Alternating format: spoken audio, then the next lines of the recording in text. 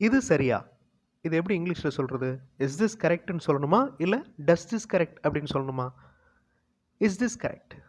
That is the correct question. Okay, இது சரியா? Is this correct? Does this correct அப்படிங்கிறது கிராமட்டிக்கலா எரர். இது பறக்குமா? Is this flying? Does this fly? So the answer is does this fly.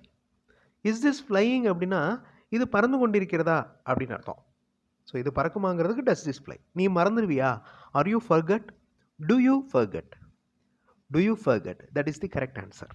நீ மறந்துடுவியா? Okay, so are வந்திருக்கிறதுனால வேர்போட ஐஎன்ஜி ஆட் ஆகணும். அதே மாதிரி நீங்கள் பாடல் கேட்டுக்கொண்டிருக்கிறீர்களா? Are you listening to a song? Do you listen to a song? So are you listening to a song? Present continuous tense. நீங்கள் பாட்டு கேட்டுட்ருக்கீங்களா? இது மறைக்கப்பட்டிருக்கிறதா? Is it hidden? Does it hidden? The answer is it hidden? Okay, அது state. அந்த hidden அப்படிங்கிறது adjective மாதிரி. Is it hidden? இது மறைக்கப்பட்டிருக்கிறதா? அவர்கள் நமக்கு தெரிந்தவர்களா? எந்த option correct? Are they known to as?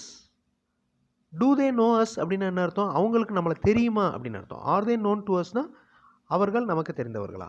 அவர் போயிருக்கிறாரா? Is he gone? Does he go? எந்த ஆப்ஷன் கரெக்ட்?